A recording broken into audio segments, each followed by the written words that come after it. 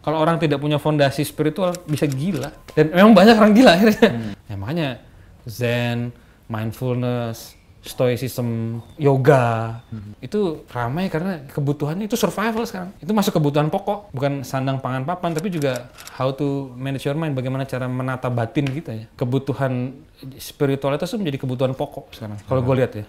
Dan memang itu memang harus begitu, harusnya dari dulu ya. Ya, karena itu akan menjadi pondasi untuk kita menghadapi dunia yang sepertinya makin tidak layak untuk ditinggali.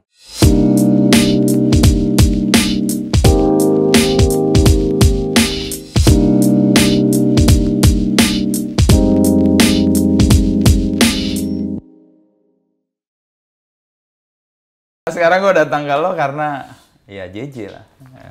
Lo ternyata teman seangkatan ya. Apa pengalaman SMA lo yang membuat lo kemudian gue ngeliat anak-anak Gons tuh unik-unik ya, sesuatu yang berbeda dibanding ya sekolah lain misalnya. Iya. Itu ekosistem yang dibangun oleh para Yesuit itu. Ekosistem kebalik ya istilahnya. Dunia terbalik. Gimana bisa jelasinnya dunia terbalik? Ya apa yang normatif di luar dianggap bagus, di dalam dianggap jelek. Yang di luar dianggap jelek, di dalam dianggap bagus. Jadi dunia terbalik ya. Kayak dulu waktu gue SMP, gue punya temen beken banget ya, populer. Ini udah mulai belum ya? Belum? Ya, lanjut. Oh, udah populer banget tuh, jago Waktu basket. SMP. Waktu gue SMP, kita sama-sama masuk Gons. Oke. Begitu di Gons jadi katro banget. Sebenarnya gue yang katro banget waktu SMP gitu. Di Gonzaga rambut keribo gitu kan. Jarang nyuci baju gitu kan, di seminari kan nyuci baju ya. Iya. Itu dunia terbalik kayak gitu. Iya. Berarti lo keribu berarti dapat privilege dong, berarti pinter dong lo. Nggak bego-bego amat. bukannya pinter banget ya. Kan hanya yang gondrong kan yang boleh. Iya. Yang artinya yang pinter yang boleh gondrong. Iya. Tapi bukan yang pinter nerd ya, pinternya pokoknya nilainya di atas rata-rata dan naik kelas lah gitu kan. Itu udah oke lah gitu Iya. ya. Jadi dunia terbalik itu yang dan itu di encourage itu loh oleh guru-gurunya. Oleh para pimpinan-pimpinannya gitu. Ditolerir gitu ya, keanehan-keanehan itu. Dan pembuatan kebijakan itu pun kebijakan sekolah ya. Misal kita nggak setuju, kita bisa demo. Oh. Satu sekolah tuh demo.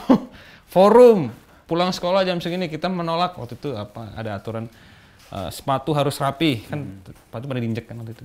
Oh iya, zaman itu ya, jadinya diinjek belakangnya itu. Sepatu gua jadi gitu slip kan. on itu ya. Iya. Kita bukan dia yang beliin kan gitu. Tapi kan harus rapi. Apa itu kerapihan gitu ya? Apa kerapihannya luar saja gitu ya? Bukankah ada yang lebih tinggi daripada itu, daripada sekedar kerapihan yang baju, iya. Solidaritas, ya sama teman-teman gitu kan, terus apa namanya, kreativitas. Ini kan juga bentuk kreativitas gitu, gitu-gitulah. Argumennya bego memang. Tapi mereka mau dengar. Kadang dengar, kadang enggak. Tapi saya dikasih ruang. Oh, untuk berbeda, Iya. untuk berargumen, untuk bisa men-challenge hal-hal yang menurut anak-anak atau murid nggak disepakati. Dengan gitu segala keterbatasan argumentasi yang kita punya waktu itu ya. Tapi kan dikasih ruang. Oke. Bikin forum besar nggak diapa-apain. Wow, datang semua segebrong. Anak-anak yang mau pulang nggak boleh pulang. Forum, sampai gitu loh. Orang tuanya jemput depan, supir jemput. Nggak. Forum. Forum udah. Forum itu apa diibaratkannya sebagai ruang untuk bersama-sama menyampaikan pesan ke untuk rektorat. bikin pendapat, ngumpul bikin pendapat, lalu kemudian diskusi, lalu dari situ kita sampaikan ke rektorat. Dan ajaibnya itu dikasih ruang gitu loh. Oke. Tempat lain kan mungkin enggak gitu kan, udah di cut dari awal gitu. Mungkin juga anaknya ngelawan kali ya.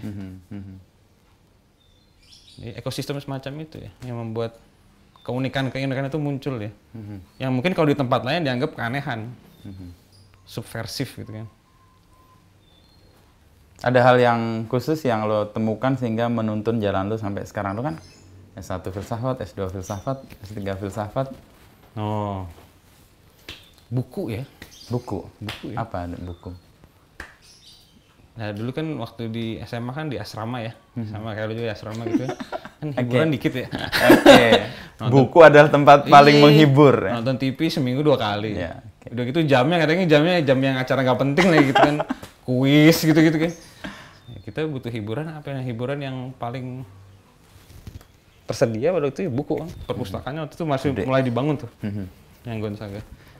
Baca novel, Arswendo Atmowiloto, Mbak Ayu Tami. Ya, Saman ya. sama Larung. iya sama waktu itu yang pertama kali meledak. Sindonata. Terus ya itu ketemu Pak Dewa di Gonzaga. Wah itu legend itu ya, guru sosiologi ya. Guru yang mengajarkan kita untuk bertanya dan berpikir kritis dan mendalam gitu ya. Tidak asal jawab kayak robot gitu loh, hafalan gitu. Terus yang ketiga mungkin ya iklim seminari itu ya, iklim asrama itu ya. Kan kita ada acara namanya sidang akademi itu tiap minggu. Ya, ya. Di mana kita Menyampaikan belajar gagasan, menyampaikan berargumen, lalu ada yang men-challenge itu Iya. sidang akademi. bikin pro kontra gitu ya. Dengan segala keterbatasan dan konyolnya argumen tapi dikasih ruang dan didorong gitu loh. Kata kuncinya itu ya, dikasih ruang dan didorong. Dan memang nggak selalu benar juga, banyak juga yang bikin kampret gitu loh, yang bikin masalah gitu ya. Tapi kan diberi ruang dan Diberi didorong. ruang. Ya. Pun kalau salah ada ruangnya juga. Oh salah berarti kamu harus begini. Ada prosedurnya juga. Misalnya berbuat salah atau argumen kamu ngotot tapi nggak ada isi ya gitu kan. Itu kan sering tuh ya. Iya, iya, iya. Itu Wah, ngotot tapi dasarnya nggak ada gitu ya. salah satu fallacy itu. Iya. Argumentum ad baculum ya. Pakai Tenaga, pakai otot ya. otot leher gitu kan. Itu kasih ruang tuh nanti diperbaiki. Ini harusnya begini gitu. Nah, ekosistem semacam itu yang membuat tadi keanehan ditolerir, keunikan berkembang gitu ya. Dan hasilnya macam-macam dengan segala jalannya masing-masing gitu. Iya, iya. Dan biasanya cara berpikir unik sih ya. Anak-anak Gonzaga ya. Agak nyeleneh, melenceng gitu loh. Itu cara berpikir lateral. Ya, Kalau yang lain lurus kan, ini nyamping, tung. Gitu. Yang lain kan lurus ngikutin pola mainstream ya. Ya, habis ini, habis ini itu gitu. Tung, gitu. Ini sebenarnya tung, gitu. Tung, gitu. Akhirnya bikin mainstream sendiri di sini kan, dengan segala variasi. Terus kegandrungan lo untuk memilih filsafat berangkat dari mana deh? Oh, filsafat. Jadi waktu mungkin seumur hidup ya, dari SD sampai SMA tuh belajar di sekolah. Lulus sih ya. Cuma kok nggak guna gitu ya.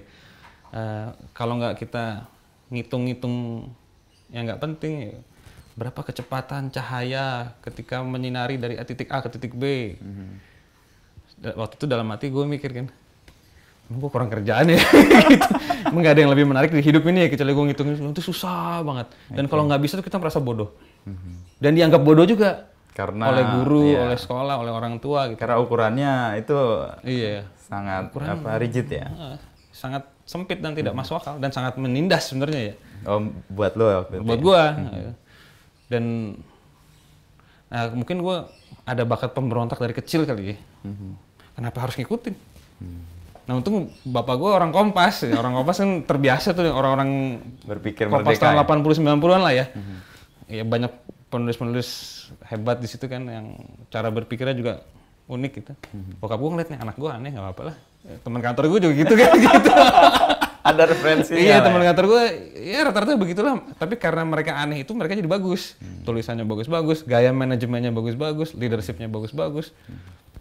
Ya termasuk Pak Yaakob ya, dengan gaya yang unik dalam memimpin kan, yang membuat Kompas besar gitu. Ya. Terus, ya udah akhirnya, nah satu hari juga karena Pak Dewa gitu ya, SMA kelas 2. Pak, ini kok metode belajarnya menarik Pak, ini apa sih Pak? Gitu. Oh kamu harus baca buku filsafat gitu. Itu ilmu yang paling dalam, ibu dari segala ilmu kata Pak Dewa dengan kumisnya gitu. Bagus Dewa. Tahun 99 ya, 99 2000 lah. Ya. 99 2000. Coba baca itu. Kamu ke perpustakaan minta ibu siapa namanya lupa. Kuning atau siapa tuh? Guru bahasa Indonesia. Ya, guru bahasa Indonesia. Okay. Coba ke sana lalu cari buku filsafat. Itu mulai tuh pemikiran politik barat, pemikiran Karl Marx, Nietzsche. Marx sama Nietzsche, dua itu yang terutama tuh. Wah, ini kok kayaknya bagus ya gitu ya. Tidak perlu menghafal, tidak perlu menghitung, tapi kita berbicara soal hal yang penting. Soal kehidupan, soal keadilan, soal bagaimana mengatur masyarakat, soal kebebasan. Soal apa itu manusia, siapa itu manusia, apa itu eksistensi. Pertanyaan-pertanyaan mendasar yang selama ini nggak disentuh oleh ilmu-ilmu lainnya kan. Nah terus gue semacam mengalami euforia gitu. Akhirnya baca tuh. Pelajaran apapun di sekolah itu kan datang ya. Bukunya geografi, dalamnya pemikiran Karl Marx. Tahun 99-2000 tuh.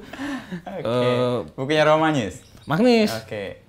Makanya gue bilang nih, Magnis nih terkenal nih, kayaknya pinter nih, mau dah jadi muridnya suatu saat nanti gitu ya. Oh itu ada keinginan Iya, muncul? tahun 99-2000 lah. Iya. Belum waktu waktu itu itu belum. buku itu.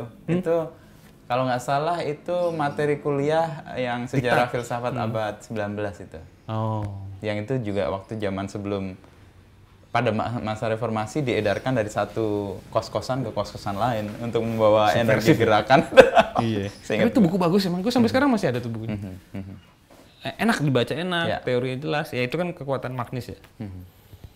Terus Tan Malaka juga tuh, Madilog. Madilog. Lagi pelajaran apa? Fisika gitu kan. Yang lain paling itu gue Baca itu. Si Reza lagi berpikir keras gitu kan.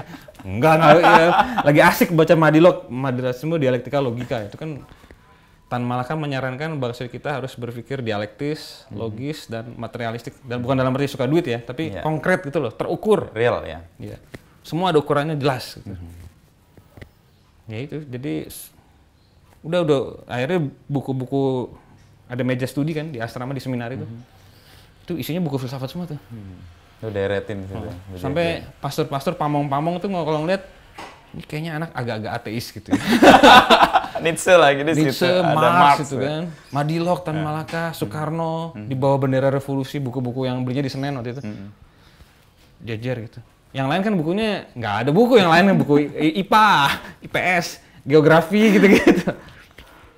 Nah terus gue bilang, wah, kayak ya, diduga ateis kan gitu ya. Ya walaupun nggak ateis juga sih kan, pemikirannya banyak pemikiran politik kan pada masa itu. Terus ya udah lanjut novel Dunia Sofi. Ya udahlah semakin yakin.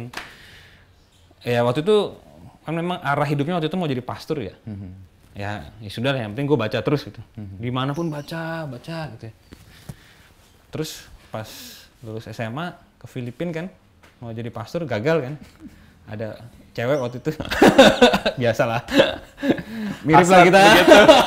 Asal begitu tinggi. Iya, asal mirip lah kita nggak ya. Terus ya keluar bokap nanya kan, kamu mau kuliah apa gitu. Waktu itu kan tertariknya 3 tuh. Musik, tapi lebih jago dari Jason Ranti lah kalau gua gitu ya. Nggak bercanda. Terus komputer atau filsafat. Bokap bilang, musik komputer kursus aja, ngapain lu? Itu kursus 3 bulan dapat sertifikat lu udah bisa kerja gitu. Kayak waktu itu belum zaman yang apa teknik informasi itu biasa. Ya kursus-kursus aja. Musik apalagi lu kursus aja Yamaha 3 bulan ceng-ceng gitu kan. Filsafat ini yang gimana lu kursus gitu. Harus belajar itu. Ya, harus belajar secara sistematik di bawah Romo Magnis waktu itu. Bokap bilang tuh. Dan bokap sekali lagi kan karena dia orang Kompas gitu ya, sekitarnya tuh pemikir lalu orang-orang yang unik-unik tadi. Pak Larto kan waktu itu ya. Romo Sindu juga masih aktif. Pak Yakob juga masih banyak yang nulis loh. Dan dia pikir orang filsafat bagus-bagus, udah kamu belajar filsafat aja gitu. Ya, terus ya udah masuk filsafat. Nah pas sampai STF udah tutup pendaftaran. Ya mesti nunggu setahun kan waktu itu udah jadi pastor kan, jadi terus akhirnya ke ruangan Romo Edi Kristianto, Fransiskan, ahli sejarah gereja itu. Sejarah gereja. Nego bisa nggak mau? Dilihat, ini ada satu mahasiswa yang sudah masuk tapi tidak mengundurkan diri gitu. Udah kamu gantiin dia aja gitu. Masuk deh. Ngejar ya. Telat berapa bulan atau berapa? 2 bulan nih kayaknya. Oh cuma 2 bulan. Masih berapa? Ngejar ya.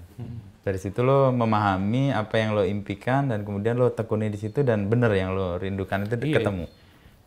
Masa-masa di STF tuh mungkin salah satu masa terindah dalam hidup gue ya. Karena? Mengalami ejakulasi intelektual kalau gue nyebutnya ya. Kayak mind blowing itu, banyak pencerahan. Gue ingat kuliah pertama itu, kan gue agak telat ya, sama Pak Budi Hariman tuh. Oh iya. Dia baru pulang dari Jerman kan setahun. Nah, waktu itu gue udah masuk kelas itu. Ini siapa nih orang nggak seterkenal Magnis kan gitu atau Muji Sutrisno gitu kan, dia kan baru pulang. Begitu dia ngajar, bahasanya magis sekali gitu kan. Orang jago banget nih, clear gitu loh, clear banget nih, ngejelasin clear pakai teks-teks Yunani kuno gitu kan. Terus gue samperin, Pak, saya kagum sekali dengan cara ngajar Bapak. Itu pertemuan pertama saya bilang, saya juga pengen belajar ke Jerman seperti Bapak waktu itu kan. Ih, lu masih minggu pertama di STF. Dia ngajar apa waktu itu, Frankie? Yunani kuno. Oh, Yunani Filsafat kuno. Yunani Oke, kuno. oke. Dan dia baik. Dia waktu itu bilang, oke. Kalau nggak salah setiap hari Rebo ke ruangan saya, kita belajar bahasa Jerman. Welcome banget, makanya gue gila nih orang-orang jago semua tapi egaliter banget itu loh. Ekosistemnya tuh ekosistem yang Kampus sangat itu ya. Terus kemudian memilih melanjutkan S2 di STF juga kan ya, ambil filsafat juga. Karena mungkin udah betah banget ya. Bokap nanya tuh waktu itu, lu mau langsung kerja atau gimana gitu. Coba kuliah lagi lah, waktu itu akhirnya cari kerjaan di LSM. Di lupa nama LSM, gue udah lupa tuh. Saking Sama minatnya Bang Garda Sembiring waktu itu. Oh, Garda Sembiring. Bang Garda Sembiring aktivis balapan. Bang Garda sama Bang Aan Rusdianto. Tahu mereka kemana sekarang. Terus kerja sama mereka akhirnya. Di LSM itu? Di LSM. People Empowerment Consortium, PSC. Oh, PSC, oke. Di deket-deket Salemba situlah, dekat Perpustakaan Nasional, belakangnya. Itu kan ada gang-gang kecil tuh. Iya, iya. Waktu gue di LSM itu, kan sebelumnya gue belajar filsafat murni nih ya. Iya. Nah, di situ gue ketemu data pelanggaran HAM berat tahun 65 sampai 69. Jadi gue waktu itu dikasih buku banyak banget tuh sama Garda, suruh bikin tabel Pemetaan gitu ya. Konflik di mana, korbannya siapa, pelakunya siapa. Dibikin database lengkap gitu ya. Untuk People's Tribunal, pengadilan rakyat ya. Kan, karena lewat negara sangat tidak mungkin pada masa itu. Terutama 65 sampai 69 kan. 65 sampai 69. Nah itu mempengaruhi gue banget tuh. Gila ini orang dibunuh kayak kambing aja beneran ya. Nggak ada data, nggak ada bukti. Nggak ada ini apa pembelaannya juga. Nggak ada. Oh itu PKI. Ambil tembakan, nggak tahu ini bener PKI apa enggak gitu ya. Dan itu sampai sekarang juga masih belum clear kan masalah itu. Lalu 2 tahun meneliti itu. Sebenarnya agak traumatis juga ya gue baca itu ya. Jadi second person trauma kan. Trauma orang kedua. Nempel ya. Nempel. Terus akhirnya mulai tuh tertarik dengan tema ingatan kolektif. Kolektif memori. Juga karena Pak Frankie, Pak Budi Hardiman juga. Jadi S1 yang filsafat murni dengan dasar teoritis dengan data realita yang berdarah-darah itu ya. Dan waktu itu sempat kita dikasih kantor di tempatnya lupa nih, Pak Heru kalau nggak salah, Angkatan Udara, yang dulu juga dituduh terlibat PKI. Heru Atmojo apa, lupa namanya. Jadi sempat ngobrol sama Bapak itu, apa yang terjadi Pak? Oh waktu itu saya di Halim, tiba-tiba aja ditangkap gitu-gitu lah, nggak ada apa-apa gitu. Terus ya udah, mulai tertarik tuh dengan tema-tema transitional justice waktu itu. Keadilan masa transisi, collective memory, rekonsiliasi. Nah itu kawin dengan filsafat Jerman yang gue dapetin di STF. Terus ya udah nih kayaknya buat disertasi menarik waktu itu. Habis itu gue sempat ngajar di Atma. Atma Jaya. Setelah S2? Setelah S2. Pas S2 pun gue udah ngajar. Jadi ngajar. Nah itulah orang sibuk masa itu ya. Filsafat ilmu, fakultas psikologi. Oke diterima, tapi lu psikotes dulu bilang. Buat apa? Apa tujuan psikotes gitu kan? Untuk mengenal dirimu lebih dalam. Kita udah kenal lama loh gitu. Mau mengenal apa lagi gitu ya. Dia memastikan jiwa pemberontak lo itu berbahaya untuk organisasi. Iya. Tampaknya begitu ya kayaknya. Terus akhirnya dengan segala berhati gue psikotes, tapi waktu itu kebetulan wakil rektor satunya seorang psikolog radikal kalau gue nyebutnya ya, psikolog saklek gitu loh, bukan psikolog humanis ya. Psikolog yang pakai ilmu psikologi untuk melihat seseorang. Bahkan itu bukan ilmu psikologi atau ilmu apa itu ya? Ilmu tes-tesan itu loh. Ilmu psikologi kan luas sekali, ini cuma yang tes-tes doang, diagnostik apa tes gitu ya. Yang dengan segala hormat tuh omong kosong ya sebenarnya. Secara ontologi epistemologi tidak bisa bertanggungjawabkan gitu. Udah gue cari kerja lain gitu. Nggak lama nyari berapa, sebulan dapat di Surabaya tawaran. Dosen juga. Surabaya diterima. Cuma kan gue ada semacam trauma ya. Aduh, nanti gue suruh psikotes lagi gitu. Psikotes itu kampret banget lagi. Tapi itu menarik ya. Itu pengalaman gue bersentuhan langsung dengan ketidakadilan gitu ya.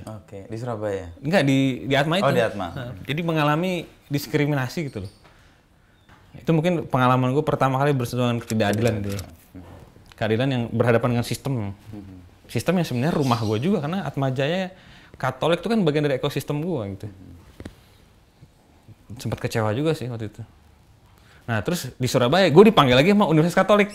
Oh, Widya Mandala. Widya Mandala. Oke. Tahu gue kampusnya tuh. Tapi yang manggil gue waktu itu Bapak Uskup, Pak Monsinyur Sutikno. Jadi langsung ownernya lah ya. Kalau ini kan birokrat ini kan. Untuk ngajar di situ. Iya, untuk ngajar. Mereka mau bikin fakultas filsafat dari nol. Oh, gue senang sekali. Gue tanya bokap gue gitu. Pak, gimana enaknya nih? Terus ya bokap gue bilang, ya laki-laki harus merantau, dia bilang gitu. Harus ada punya pengalaman merantau. Itu kayak kebijaksanaan kuno gitu loh. Dan ada baiknya juga gitu. Ada nilai-nilai yang mau diperjuangkan kan. Mandiri kan. Terus yang kedua, ini kamu babat alas nih, ini pionir. Mulai sesuatu dari nol. Dari nol. Ini bukan kamu masuk ke sistem yang udah jadi, kamu dari nol bangun sesuatu yang baru. Dan udah gitu yang manggil uskup. Bokap gua uskup yang manggil nggak ada no gitu ya. Udah pergi ya, akhirnya pergi lah. Merantau tuh, pertama kali pindah kota. Nah di Surabaya asik tuh, bersinar. Banyak temen kita bikin fakultas baru, punya mahasiswa baru, bikin ekosistem baru. Idealis lah, wah di Surabaya tuh. Bikin komunitas akademik dalam arti yang sebenarnya gitu ya. Sesuai ide lo ya? Sesuai dengan STF sebenarnya. Apa copy paste dari STF aja, iklim akademisnya egaliter, kritis, banyak diskusi. Dosen tuh nggak yang susah dicari. Dosen tuh berkeliaran, kita bisa ngobrol kapanpun, ikut komunitas-komunitas diskusi gitu. Waktu itu sempat bikin banyak komunitas gue di Surabaya. Ketemu mantan istri juga di situ, di Surabaya. Dia dosen Erlangga kan. Jadi bersinar terang lah di Surabaya gitu. Nah dari Surabaya kan harus S3 waktu itu kan. Iya. Apa ya S3 gitu. Waktu itu coba nyari. Yang penting jangan berbahasa Jerman gitu kan. Kapok karena belajar itu kan berat. Susah bahasanya ampun. Gitu. Sangat rumit deh perubahan-perubahannya itu. Akhirnya ambil di Australia. Dapat tuh di Macquarie. Waktu itu Australia filsafat kayak kurang keren gitu ya. Mungkin kalau untuk bisnis oke lah ya. Oke, gitu. bisnis. Ya. Terus akhirnya coba ngelamar beasiswa ke Jerman. Langsung diterima. Kan, PR dong lo belajar bahasanya. Iya, cari promotor dulu kan. Waktu itu ngirim email ke 2 orang, dua-duanya nerima, tapi satu tiba-tiba nggak jadi. Yang di Frankfurt. Oke. Yang siapa namanya? Lutz Bachmann, Matthias Lutz Bachmann. Dia oke awalnya, terus tiba-tiba nggak jadi. Yang mau akhirnya Johnny Muller. Di Munich. Yang di Munchen. Dia mau bimbing disertasinya soal itu. Data yang gue punya waktu LSM itu ya tadi ya. Memori kolektif tadi. Memori kolektif dan upaya rekonsiliasi pasca pembunuhan massal. Jadi dia tertarik dan dia bilang ini penting. Di Jerman juga isu abadi kan. Ya, Nazi dan Nazi. Perang dunia kan. Dan itu terus diteliti, terus digali penelitian-penelitian semacam itu. Disebutnya apa tuh? Gedächtnisforschung, penelitian soal ingatan. Nah Indonesia kan masih nggak ada tuh. Minim ya? Minim. Takut. Terus selama lo kuliah kan S1, S2, S3 filsafat, nah sekarang lo kan menekuni sesuatu yang ini. Ya lo menekuni Zen dan menekuni hal yang berkesadaran timur. Emang itu gila banget sih. Jadi waktu gue di Jerman, pertama belajar bahasa ya. Sulitnya, ampunan. Gue belajar bahasa umur 28 waktu itu. 5 jam sehari, 5 hari seminggu. Itu digeber. 5 jam sehari ya. Yang ngajar tuh native speaker. Frau Ruth Strauss namanya. Terus ada satu lagi sepertinya Klaus. Agak sinting. Namanya Jerman banget. Klaus, Frau. Frau tuh nyonya. Kita Frau ya. Ruth Strauss. Itu dalam waktu berapa bulan tuh ubanan kan. Ubanan. Terus kan waktu itu udah nikah ya, terus hubungan dengan jarak jauh istri tuh mulai terkoyak gitu ya, karena susah komunikasi dan gue juga agak depresi. Gila, ngapain kosakata seabrek-abrek dan abis itu diuji terus ya. Untung gue lumayan pinter ya nggak pinter banget gitu ya, tapi ya nggak bego-bego amat lah gitu. Masih banyak yang lebih tolol dari gue gitu. Yang jelas di Gons boleh gondrong lah, itu ukuran lah. Boleh. Gondrongnya ke atas lagi kan, ke bawah nggak bisa. Terus ya udah nih di Jerman tuh mulai ada gejala penderitaan parah ya, depresi agak parah. Ya. Pertama belajar bahasa, selesai belajar bahasa tuh, terus ujian kan, Deutsch als Fremdsprache itu DAF itu, itu berat tuh, akhirnya lulus juga. Tapi itu hubungan dengan istri jelek, hubungan dengan keluarga di sini juga jauh, jadi benar-benar kayak terisolasi gitu di negara asing yang serba dingin dan orangnya serba serius gitu ya. Dan tekanannya banyak banget waktu itu. Iya waktu itu kan, terus belum dapat rumah waktu itu kan, harus pindah dari Bonn ke München kan, gue di Bonn kan belajar bahasa. Tempatnya sangat indah sih, sudah muncul penderitaan berat lah waktu itu. Perasaan terisolasi dan depresi ya. Nah di Bonn masih bisa gue tahan lah, dengan ilmu filsafat barat yang gue punya gitu kan. Stoicisme juga membantu gitu. Ya. Tapi untuk yang berikutnya stoicisme tidak membantu. Apa yang membantu stoicisme ketika lo depresi di Bonn? Ini apa? Manajemen kontrol itu loh. Oke. Lo nggak bisa kontrol perasaan orang lain, lo nggak bisa kontrol ekspektasi orang lain. Yang lo bisa kontrol adalah pikiran lo, tindakan lo sendiri dengan sadar gitu. Ya istri gue mau marah ya gue nggak bisa kontrol. Ya silakan marah tapi akhirnya minta cerai gitu. Itu gue juga nggak bisa kontrol. Ya udah putusan. Mau gimana gitu ya? Banyak hal terjadi di luar kendali kita ya. Kan? Harusnya sih bisa dikendalikan, cuma gue waktu itu bahasa Jerman susah, harus ujian terus tiap hari. Ketemu yang pengen belajar bareng lagi. Iya, yang ini si Albino, si siapa namanya tuh? Lupa namanya. Alex. Satu itu ya. Ada orang Vietnam juga, ada orang Cina juga. Mereka kan sangat, kita orang Indonesia tuh beruntung loh, karena kosakatanya sangat Jerman tuh gampang bacanya. Danke ya danke, Guten ya Guten. Kalau mereka kan Guten, gitu kayak aneh. Jadi aksaranya beda soalnya mereka. Swahili kan mereka. Yang dari Vietnam apalagi makin kacau, gitu ya. Tangtung. Jadi mereka ke kamar gue sampai malam gitu ya. Gue nggak bisa tidur siang, gue nggak bisa jalan-jalan. Ini Bini nelfonin terus, wah itu pokoknya. Kacau. Nah, habis kan gue pindah ke München. Sampai satu hari bokap gue meninggal. Tiba-tiba. Serangan jantung. Oke. Nah itu gue udah nggak bisa tuh. Benteng gue hancur waktu itu. Rontok. Dar gitu. Udah tekanan udah banyak nih ya. Disertasi belum mulai. Kuliah kacau balau, nggak denger. Jangan kacau balau, gue nggak ngerti apa-apa. Cici itu kalau di kelas itu ya. Komunikasi istri bermasalah. Mantan istri, wah geger lah gitu. Kadang baik, kadang berantem, kadang berantem gitu. Terus kesepian kan. Tinggal di asrama isinya pastur. Terus ya dingin, gitulah adaptasi budaya dan cuaca. Bokap meninggal tiba-tiba. Itu kayaknya udah pedes gitu hancur. Dan seluruh teori filsafat barat ya dari Plato sampai Habermas tidak membantu. Itu dan sebelum bokap meninggal itu sudah berapa bulan tuh gue nggak kontak dia. Karena sibuk. Perasaan lagi ya. Perasaan bersalah juga. Karena sibuk kan. Sudah PhD nih ya gitu kan. Nggak ada waktu telepon lah gitu. Jangan diganggu, sibuk gitu kan. Perasaan bersalah tuh. Jam 6 pagi tuh bangun. Masih tiba-tiba banyak sekali email masuk. Waktu itu belum pakai WhatsApp, masih handphone. SMS bahkan bukan BBC juga, bukan BBM juga, SMS. SMS nelfon banyak banget SMS. Buka. Bokap meninggal gitu. Langsung tek. Nangis. Cari tiket. Untung belum COVID itu. Kalau nggak harus tes lagi mungkin gila juga kali ya. Nah, bokap itu menarik, dia nggak ada gejala. Tiap tahun check up di Kompas masih check up tiap tahun kan? Cek tiap 2 tahun sekali. Nggak ada masalah. Dulu tiap tahun. Nggak ada masalah, semua aman gitu. Suatu waktu dia lagi baca koran, Kompas seperti biasa, serangan jantung meninggal, korannya nutupin dia. Waduh. Jadi dia mati di pelukan koran. Nah bokap kan tinggal sendiri tuh di Karawaci, ditemuin sama supirnya, supir part timer lah ya kalau datang kalau ada perlu. Pak, udah dibongkar jeder, udah biru semua serangan jantung.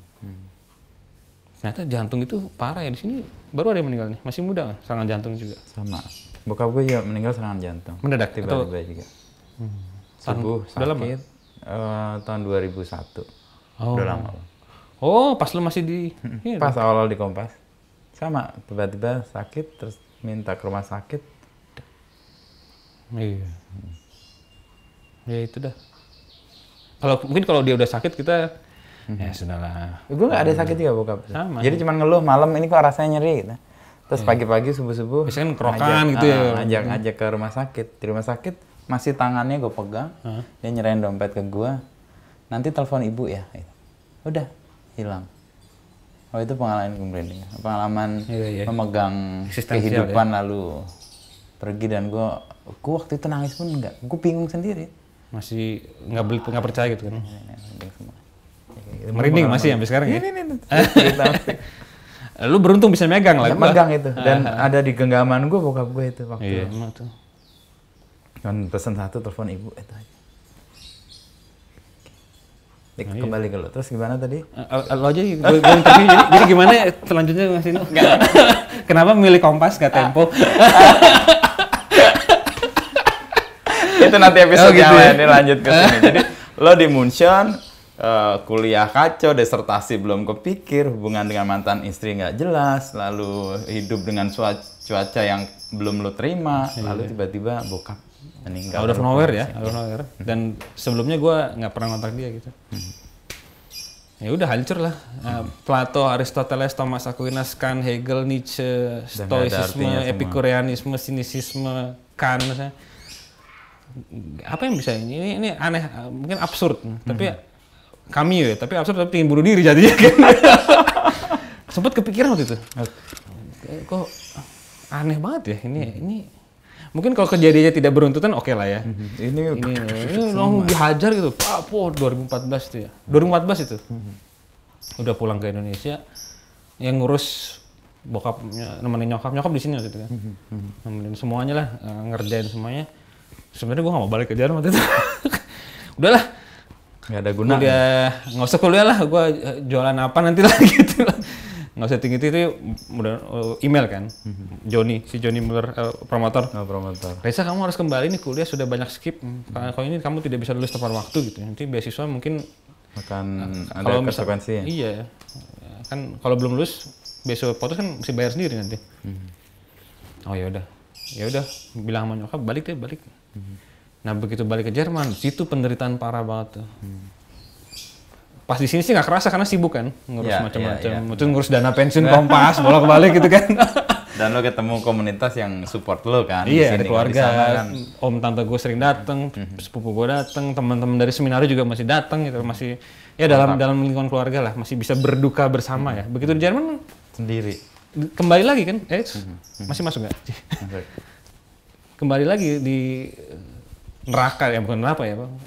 Tempat penempaan istilahnya ya gitu, sendiri lagi di kamar, kedinginan lagi gitu.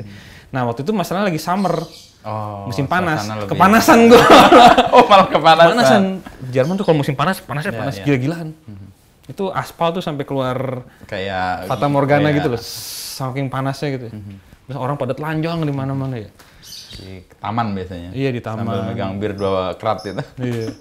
Main bola pada setengah telanjang semua, cewek-cewek pada buka baju di pinggir-pinggir danau gitu. Mereka party tapi kok gue depresi ya, itu bikin gue makin stres lagi ya. Kayak tadi di Bonn ya, lo belajar sesuatu tapi di luar indah banget. Sekali. Dan indah sekali mereka tampak bahagia gitu. Kok gue depresi, ngelongso sendiri gitu ya. Jangan-jangan emang tampak doang itu, bahagianya kayaknya enggak juga. Tampaknya begitu nih. Nah, setelah gue pelajari nanti iya kayaknya ya. Dan bahkan setelah gue pelajari kebahagiaan itu sebentuk penderitaan sebenarnya. Karena itu akan berakhir ya. Apapun yang akan berakhir pasti penderitaan. Tapi itu nanti, waktu itu belum sampai insight itu.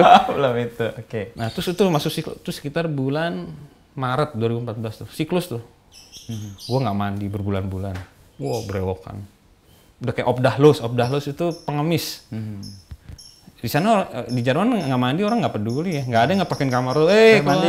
Lo mati dalam juga mungkin mereka nggak tahu. Mungkin berapa bulan kemudian baru ditemukan. Karena saking ini ya, pada sibuk sendiri ya. Terus nyokap kan telepon dan gue lose kontak sama sekali dengan mantan istri. Mantan istri mungkin waktu itu ngira gue selingkuh gimana? Bangun dari tempat tidur yang nggak bisa. Gue bangunnya susah gitu. Jadi gue tidur depresi kan, kayak berat dada gitu, tidur terus. Ya udahlah di DO lah. Gue pulang, malah seneng gue pulang gitu ya. Terus puncak paling bawahnya itu mau bunuh diri. Dan Munchen itu kan kereta bawah tanah tuh, U-Bahn, Unter ARD Bahn. U-Bahn ya. Terus ya udah rambut gondrong berewokan udah nggak mandi berbulan-bulan itu mati aja. Tapi ini kalau gue ditabrak kereta nih mayat gue berserakan nih, kasihan yang bersihin, gue mikirin gitu ya. Ada nggak ya mati yang bersih ya? Kayaknya semuanya bakal ngerepotin orang juga gitu. Semak gue gimana kalau gue mati? Wah kepikiran macam-macam ya. Nggak bisa nih kayak gini terus nih. Gue harus cari pertolongan lah. Balik ya. Kan kalau ditabrak kereta bawah tanah kan repotin banget mayatnya ya. Ada yang kepalanya di sana gitu. Nanti yang bersin kan kasihan. Gue mikirin gitu loh, mikirin yang kerepotan yang akan muncul karena kegembiraan. Mati aja gue nyusahin gitu ya. Apa mati yang bersih adalah obat. Tapi gue di mana gue beli obat kan nggak punya akses gitu ya. ini nanti bakal beradar kan. Ada nggak mati yang bersih gantung diri? Cuma kayaknya nggak, talinya di mana dapetnya gitu loh. Mikir kali ya, sistematika berpikirnya berjalan gitu. Terus ya udah cari pertolongan lah. Pertama gue ke psikolog kampus, konselor kan. Oke. Dia orang Jerman lah, gue lagi depresi suruh ngomong bahasa Jerman, menceritakan soal depresiku. Yang lo jadi gue pahami. depresi menceritakan depresi gue gitu. Dia ngomong bahasa Jerman, gue ngomong, dia nggak bisa bahasa Inggris. Lu gimana lu konselor kampus nasional masa bahasa Inggrisnya jelek banget? Akhirnya dikasih obat tidur. Lah, gue tidur mulu dong gue gitu. Lu mesti kasih gue amfetamin biar gini ya. Kayak salah nih. Akhirnya cari psikiater juga sama orang Jerman juga ya. Mungkin dalam keadaan rapuh gitu bahasa ibu yang paling baik ya. Iya. Karena akan lebih mudah memahami juga kan. Ekspresi. Bahasa Inggris minimal lah. Bahasa Jerman itu susah. Dia double depresi. Iya. Ini apa kata yang pas yang terjemahin dulu di kepala baru gitu. Jadi menerjemahkan depresinya lo depresi tambahan. Jadi double depression ketika itu. Mungkin pastor membantu. Ada Romo Ignas namanya. Dia pastor paroki di Jerman. Ya seperti Pastor Flores ya. Hai kau stres, mari kita minum. Pas minumnya bahagia, habis minum muntah-muntah, sakit mah kau tambah depresi. Kayaknya orang pada geblek apa gimana sih gitu. Terus entah gimana, ada nggak ya satu tokoh yang khusus berbicara soal penderitaan ya, soal suffering ya, Leiden bahasa Jermannya, light. Terus ini Buddha, Siddhartha Gautama tuh, kayaknya seluruh ajarannya tuh berbicara soal bagaimana melampaui penderitaan, duka ya.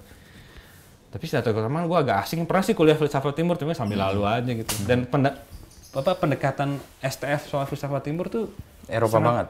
Eropa, konsep superficial itu nggak dapet rohnya itu. Itu cuma kulitnya doang, itu pun kulitnya juga nggak dapet itu ya. Itu seperti lu pengen makan nasi goreng, lu belajar menunya. Oh nasi goreng tuh nasi, kasih kecap, kasih garam, bawang merah, tapi lu nggak makan, lu cuma nulis resep aja. Lu memahami nasi goreng, tapi lu nggak pernah makan nasi goreng. Itu cara STF mendidik filsafat timur di masa gua dulu ya. Terus mungkin gua agak asing dengan Buddha, akhirnya gua masuk dari, kayaknya ada satu pastor yang sangat timur deh. Anthony de Mello kan. Anthony de Mello kan pastor Yesuit, orang India, dan dia sangat kaya referensi ya. Ada Mullah Nasruddin lah, ada Abu Nawas lah, ada Zen Master, ada Buddha, ada Sufi sini. Wah, cerita-ceritanya itu. Gue masuk lewat dia tuh. Anthony de Mello baca lagi doa Sangkata, ikut kuliahnya di YouTube. Ternyata ada kuliah di YouTube. Oh, ada ya? Lengkap loh, 2 jam kuliah. Gue ngikutin terus. Dan pendekatannya sama sekali berbeda dengan pendekatan psikiater, psikolog, ataupun pastor yang ngajak minum ya. Lain pendekatannya. Menyelesaikan penderitaan tadi. Iya. Pendekatan Anthony Mello diambil dari Buddhis sebenarnya, dari Zen gitu. Jadi dia bilang yang menderita itu ego, bukan kamu. Kamu tidak pernah menderita. Yang menderita adalah konstruk egomu yang ingin mencengkeram, menguasai, mengatur, yang punya ekspektasi, itu yang menderita. Kesadaranmu tidak pernah menderita. Gitu. Ngomong apa waktu itu kan? Nggak dong, nggak paham. Itu kan teori lagi kan. Gue udah banyak teori cuy, gila gue nggak butuh teori lagi. Terus akhirnya dia sering ngutip tuh Zen. Seorang master Zen berjumpa dengan muridnya. Itu cerita kayak cerita silat gitu lah. Seorang master Zen kisah gitu ya. Iya, lagi nyapu gitu ya. Ada muridnya datang gitu ya. Apa itu Zen? Zen adalah menyapu daun di kebun gitu. Apa gitu kan. Nggak dong gitu ya. Akhirnya cobalah ketik Zen Community München di Google waktu itu. Oke. Wih, keluar banyak banget. Terus terbuka lah. Banyak banget. Ternyata orang Jerman punya kerinduan yang sama dengan punya penderitaan yang sama. Penderitaan sama, iya. Jadi ada kebutuhan akan pencerahan ya, kebutuhan akan metode rasional untuk membawa orang keluar dari penderitaan. Nah itu banyak dia, akhirnya pilih-pilih. Ada yang pengen deket. Ada Zen Master namanya Stefan Bauberger. Nah itu dosen gua. Dosen fisika kuantum di kampus gua. Profesor Stefan Bauberger. Yesuit. Yesuit tapi Zen Master. Dia sekitar 16-17 tahun di Jepang. Belajar meditasi. Itu Yesuit lagi ya. Nggak bisa jauh-jauh dari Yesuit ini. Ya udah, datang tuh hari Rebo tuh gue perjumpaan. Ketemu dia. Ketemu kan. Saya sangat menderita sebenarnya gitu ya. Saya berpikir tetap pakai bahasa Jerman. Self-mord tuh bunuh diri. Saya berpikir untuk melakukan bunuh diri gitu-gitu. Oh, dia gini-gini. Iya, ya udah. Sekarang kamu duduk, amati nafas gitu ya. Masuk keluar. Kalau ada pikiran muncul, balik ke nafas gitu. Curug Jumatmen, kembali ke nafas gitu. Apapun itu kembali ke nafas. Itu kan metode dasar waktu itu kan nggak tahu sama sekali. Yaudah tuh nanti ada komunitas, kita duduk sekitar 25 menit. Duduk 5 menit jalan gitu. Ayo duduklah. Gue pikir komunitasnya biksu, ternyata bukan. Orang-orang kantoran itu baru pulang kerja gitu. Mbak-mbak, mas-mas, pada pakai dasi duduk. Gue gitu, udah ikut lah. Cuma duduk dan ngamati nafas. Kalau ada distraksi kembali ke nafas. 25 menit pertama, gampang ya. Dan penderitaan hilang. Oke. Karena penderitaan itu di pikiran. Kalau kita perhatiannya kita ke nafas, pikiran tuh tidak dapat perhatian kan, tidak dapat energi. Akhirnya dia hilang. Karena perhatiannya ke nafas. Oke. Oh, gampang ya? Kok psikiater itu pada nggak ngerti gimana itu? Jadi kesadaran akan penderitaan itu yang buat menderita ya? Iya. Ketika kita punya pikiran dan pikiran kita, isi pikiran gue waktu itu penderitaan semua kan? Penyesalan, ketakutan, kecemasan, studi, istri minta cerai, nyokap gimana di rumah, sehat nggak, gimana kondisi mental nyokap, keuangan bagaimana, gitu-gitu kan. Isinya kan ketakutan semua, nggak ada yang bagus pikiran gue waktu itu. Makanya gue gila. Tapi setelah ini kan pikiran nih jelek semua nih, gue cabut perhatiannya ke nafas, ke objek netral ya. Dia sarannya nafas. Nafas ini kan netral ya. Entah lo sadar atau enggak dia gerak terus kan. Iya. Mau lo hilang. Ini pelan-pelan mengempes. Ini karena nggak dapat energi ya. Nggak dapat energi, nggak dapat perhatian dia. Ya biasa lah kalau nggak dapat perhatian kan pergi ya. Kayak cewek kan. Nggak dapat perhatian pergi. Kayak mobil kan main mobil ya. Mobil nggak lo perhatiin kan akhirnya rusak kan, karatan lah segala macam, akhirnya rusak. Jadi apapun yang lu kasih perhatian itu yang akan berkembang. Nah si Bauberger minta gue memperhatikan nafas. Objek netral tadi Objek netral. Nah ini hilang. Nggak hilang, ada cuma tidak menyerap energi sedemikian banyak. Tidak merongrong seperti dulu. Sebenarnya kok gue bodoh banget selama ini, kayak gampang banget itu, kenapa nggak kepikiran ya gitu. Karena teorinya terlalu canggih ternyata. Terlalu rasional, dialektika sejarah, logik ya? materialisme historis, apa Nietzsche, kembali hal yang sama segala macam. Itu nggak lari dari kenyataan? Itu malah kenyataan. Apa nafas? Nafas itu kan kenyataan. Yang pikirannya malah bukan kenyataan. Kayak waktu itu kan gue mikir, nggak kan lo harus kuliah kan kenyataan itu, realita yang lo harus hadapi kan. Iya. Lalu lo belajar bahasa Jerman yang belum fasih benar itu kan juga realita juga. Itu gimana tuh kemudian memilih menghadapi itu? Nah setelah sama Bauberger itu kan udah lumayan tuh ya. Ini mengempes dan gue rutin tuh akhirnya. Seminggu 2 kali. Dan gue ikut komunitas lain, namanya Tergar. Di Indonesia ada tuh Tergar Community. Sama Rinpoche dari Tibet. Jadi kok gue kayak banting setir sama sekali nih. Dari yang tadinya sangat rasional, politis, tukang demo, gerakan sosial, sekarang menjadi meditatif, belajar dengan para biksu. Gitu. Kayak pasif gitu ya. Iya. Kontemplatif lah. Tetap aktif, tapi cuma basicnya bukan lagi rasionalitas dan kemarahan ya, tapi yang lain, sesuatu yang lain. Lebih tenang hidup, lebih pinter. Lebih gampang nyerap gitu loh. Terus ya udah, mulai kuliah, mulai terdengar maknanya, mulai bisa berdiskusi, presentasi, bikin paper juga gitu naiknya mulai, nilai-nilai mulai membaik, disertasi juga mulai lancar. Hubungan sama istri waktu itu sebenarnya mulai membaik, tapi dia kayaknya sudah fed up gitu ya, udah cerai gitu ya. Ya udah, ya mau gimana gitu. Ya silakan diurus kan, lo yang mau nyerahin gue gitu. Tapi setidaknya sudah mulai civilized lah ya waktu itu. Ya ada berantem tapi ya dia mau cerai kan. Cerai kan harus berdua ngurusnya. Ya. Gitu. Jadi karena bisa memahami pola pikiran, kita jadi kembali bisa mengelola kenyataan dengan lebih baik ya gitu ya. Semua pada tempatnya. Istilah gini, kayak kita punya tombol on off gitu loh di kepala. Kalau gue lagi perlu mikir, gue nyalain mikir. Selesai nih, matiin deh. Nafas, dengerin suara, body sensation. Jadi clear aja gitu. Dan ya alhamdulillah ya, disertasi lumayan bagus kan ternyata. 2015 tuh submit kan. Submit disertasi. Terus cepet banget recovery-nya ya. 2014 turun pada titik paling bawah. Makanya gue waktu itu mikir gini deh. Ternyata keluar dari penderitaan tuh gampang ya. Asal lu paham selaknya gitu loh. Selaknya. Nah waktu itu gue perhatiin keluarga gue banyak yang depresi. Nyokap terutama ya. Kakak gue juga gitu ya. Sepupu-sepupu gue juga. Teman-teman gue juga yang di Jerman gitu ya. Yang sama kan perantauan, kesepian, kiriman terlambat gitu ya. Kuliah menekan. Kuliah dia nggak ngerti juga, anak-anak itulah borju-borju yang dikirim orang tuanya ke Jerman, akhirnya di Jerman mabok gila ya ampun gitu. Ini juga pada depresi nih, dan mereka ya banyak yang ke alkohol lah, ada yang pakai obat-obatan. Nah, ini kan orang-orang tersesat semua ya sebenarnya. Ternyata solusinya sebenarnya nggak terlalu susah sih. Lu jangan terlalu terobsesi aja dengan pikiran udah gitu. Pikiran itu tidak material, dia tidak sungguh-sungguh real ya. Itu hanya entah memori, entah ekspektasi. Memori itu ya bekas peristiwa atau imajinasi lo soal masa depan. Ini kan yang bikin takut, ini yang bikin menyesal. Tapi kan tidak real. Maka jangan dikasih perhatian. Nah, terus perhatiannya kemana? Objek netral aja. Yang hari ini atau yang detik ini, nafas lo, yang hidup ya, yang real, yang ada suara. Motor lewat nih, ya kaki kena angin. Iya, yang lu lebih berjangkar pada tubuh lu lah, bukan pada memori ataupun imajinasi. Nah, pemikir kan hidupnya di sini kan, memori dan imajinasi ini. Tapi kalau terjebak di situ, bisa gila ya orang. Dan makanya banyak filsuf yang kan hanyut di situ ya. Bukan hanya filsuf ya, pemikir lah.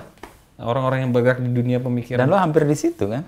Hampir hanyut. Nah, kemudian lo menemukan sesuatu yang lo nggak cemas masa depan dan nggak terlalu traumatik dengan masa lalu. Menemukan realitas ya di sini dan saat ini. Nah, habis itu gue mulai karena lebih tenang, belajar lebih gampang, nulis lebih gampang. Terus waktu itu gue bahkan sambil gue ngerjain disertasi, gue nulis buku soal Zen. Karena gue pikir gue pulang ke Indonesia, gue liat di Indonesia ada buku-buku Zen tapi kebanyakan terjemahan, jelek. Nggak respect lah terjemahan. Ada bukunya Romuji, tapi Romuji tahu kan, sangat seni gitu ya, penjelasannya begitu bombastik ini karena ini orang ngebaca mungkin nggak ngerti juga, atau dia hanya sampai ke ininya doang, menunya tadi ya, resep-resep, konsep-konsepnya. Belum, gue pengen nulis buku yang sampai ke dalam gitu loh. Lo ngunyah sendiri ya? Iya. Dan gue pengen bikin buku yang komprehensif ya, dari sejarahnya, prakteknya gitu ya. Karena melalui itu sendiri kan? Iya. Dan karena gue pikir ini bisa membantu orang, minimal membantu mak gue lah gitu. Pulang nih, mak baca gitu lah. Akhirnya bantu mak lo nggak? Akhirnya kebantu terakhir. Kan setelah gue pulang kan nyokap gue juga masih, nyokap gue kan memang banyak ini ya. Pikiran. Kayaknya memang keluarga gue deh. Kutukan keluarga gue kali ya. Kita tuh pikirannya jelek-jelek gitu loh. Kemarahan, kecemasan, penyesalan itu ya. Jadi memang hidup dalam suasana yang mereka juga tidak menemukan cara untuk keluar dari situ gitu ya. Dan lo kayaknya juga, diutus gitu, untuk menemukan cara ini untuk membawa kabar gembira gitu kan. Itu yang kemudian membuat lo switch ya dari filsafat barat, teori kritis dan sebagainya, kemudian sekarang menekuni Zen dan ini cuma kulit ya. Ini menata masyarakat. Kalau kita bisa menata batin kita, masyarakat tuh kan tertata dengan sendirinya gitu ya. Ini karena masyarakat itu cerminan batin orang-orang yang hidup di dalamnya gitu. Kalau orang-orang hidup dalamnya batinnya penuh ketakutan, kecemasan, kerakusan, ya itulah masyarakat yang tercipta. Lo mau nata pakai teori kritis, pakai John Rawls, pakai Anthony Giddens, pakai Alan Badiou, ya percuma cuma ngotak-ngatik doang. Atau orang ikut karena takut. Iya, atau karena superficial. Iya, ada sesuatu yang membuat mereka harus patuh gitu ya. Iya. Pun kalau akhirnya mereka patuh, mereka menderita depresi. Jadi di luar patuh, di dalam mancur-mancuran. Kayak tadi loh, di luar orang summer, lo di dalamnya bergejolak. Ya, dan ternyata di Jerman juga gitu kan. Jerman kan sangat teratur ya. Tapi banyak orang depresi juga di dalamnya. Makanya komunitas di mana-mana, komunitas meditasi itu di mana-mana, berjamur di mana-mana, sumpah di mana-mana. Jadi gue tuh kan ikut meditasi. Hari ini di apartemennya si A. Minggu depan apartemennya si C ya gitu. Mobile gitu. Ada kerinduan untuk menemukan rilis atas penderitaannya itu kan. Iya. Dan itu satu komunitas tuh, belum komunitas lain. Jadi gue tuh keliling ke rumah-rumah orang Jerman, apartemen-apartemen, karena mereka nggak punya hall khusus gitu kan. Mahal juga nyewanya kan. Akhirnya mereka dari rumah ke rumah aja. Kayak gini lah kita tikeran. Gitu berlima, terus sharing. Oke selesai, minggu depan di rumah sono ya gitu ya. Kalau dia terus kan kasihan. Logistik coy gitu ya, pindah ke sana gitu. pakai Google Maps, naik sepeda jalan tuh. Jadi pagi sampai siang ngerjain disertasi gitu, malam meditasi. Bermeditasi. Gitu. Dan itu lain ya, cara gue menjadi orang yang sama sekali berbeda ya. Bahkan gue membedakan hidup gue sekarang, pra-zen dan post-zen ya. Oh, 2015. Ini dua reza yang berbeda ini. Dan setelah 2015. 2014 ya, oke. Itu benar-benar berbeda. Gue kalau baca tulisan gue sebelum 2014, ketawa sendiri. Ini banget, STF banget ya. Begitu 2014 saya agak lain lah, agak masuk ke ranah spiritual gitu ya, lebih menyentuh wisdom gitu ya. Bukan lagi berteriak-teriak soal keadilan gitu kan. Terus ya ini jadi lancar semua ya. Mutu kehidupan meningkat ya. Jadi jauh lebih bahagia, lebih tenang dan lebih cerdas juga. Cum laude gue lulus. Gila, dari yang tadinya terkapar-kapar nggak ngerti apa-apa, kuliah bisa cum laude itu kan kampret banget, hampir tidak mungkin terjadi gitu. Terus tapi begitu gue pulang ke Indonesia, disertasi gue sudah hambar rasanya karena ini sesuatu yang gue kerjain lah. Iya, sebelum lu menemukan kesadaran yang ya gue kerjain sebaik mungkin, dapet ilmunya, tapi bukan itu lagi passion gue gitu. Passion gue adalah pencerahan buat gue sendiri dan buat orang-orang sekitar gue gitu ya. Tapi lu ngerasa harus melalui fase STF, lalu menderita, lalu kemudian ini ya? Itu sangat membantu ya. Di STF tuh gue diajarin berpikir rasional, kritis, sistematis, dan logis. Itu membantu gue mencerna tradisi spiritual ini. Jadi gue nggak kayak dukun gitu loh. Karena orang kalau masuk ke dunia spiritual tidak dengan bekal ini, jadi kayak dukun. Jadi kayak dukun, tahayul, dan akhirnya jadi sakti. Wah, bisa melihat masa depan. Bisa mana garis tangan lu lah gitu. Jadi kayak gitu-gitu tuh yang klinik-klinik nggak jelas itu. Tapi karena gue punya background STF, gue langsung curiga kayak gitu. Ini kayaknya hoax nih. Ini kayaknya palsu nih. Jadi gue bisa membedakan ya, membuat pembedaan roh ya. Gitu. Bisa membuat pembedaan. Ini mitos, ini bisa gue ambil nih.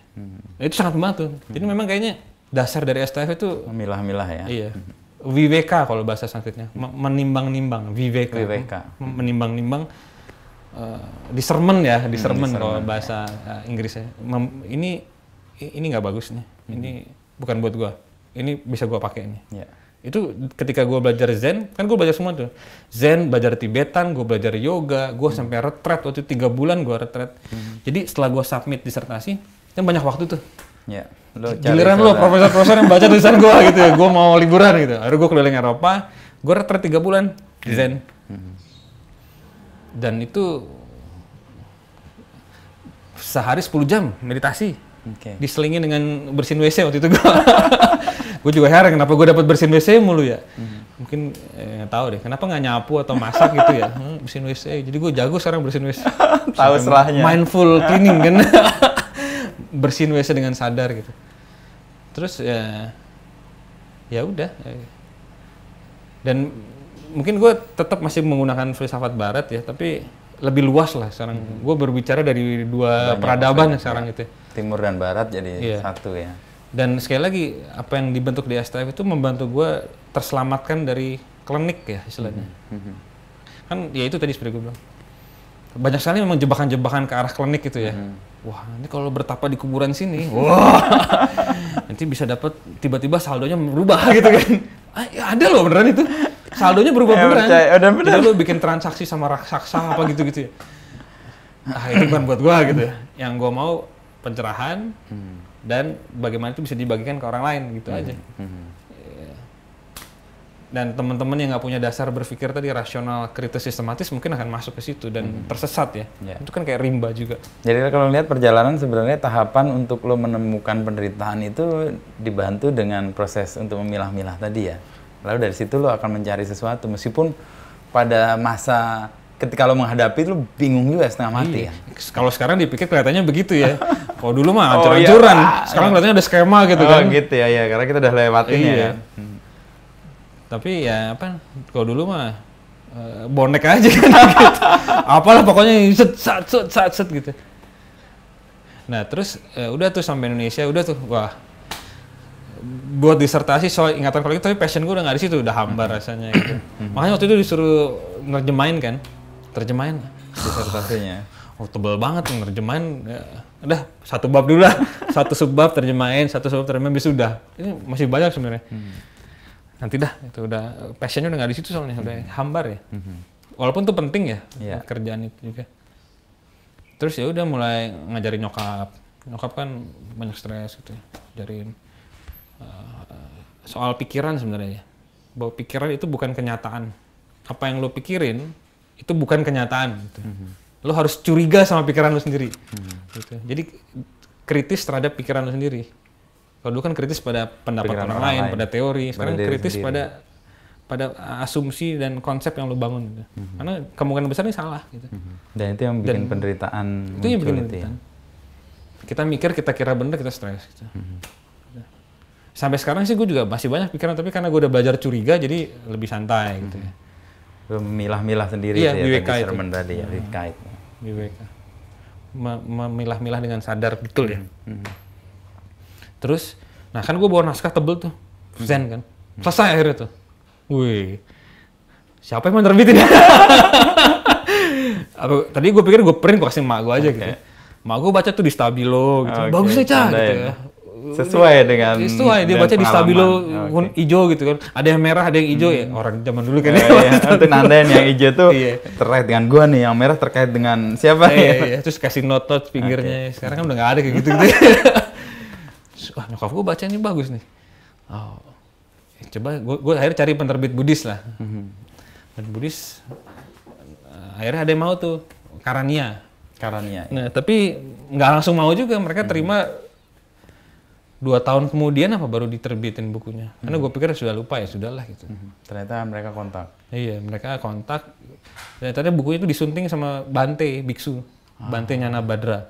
Itu juga orang asik nanti. Lo ajak ngobrol deh di kompas.com. Dia lagi di Thailand sekarang. Itu orang bagus tuh. Jadi dia biksu, dilatih dalam pendidikan klasik Buddhis, tapi orangnya sangat worldly. Dia punya laptop, dia punya blog, dia punya sosial media, dia punya kanal YouTube, gaul gitu. Dan kalau ngobrol sama dia pasti dia minum teh. Wah, biksu banget lah gitu. Dan orangnya asik gitu. Gue berapa kali nelfon dia, Bante mau diskusi gitu. Ya telepon aja gitu. Diskusi kita.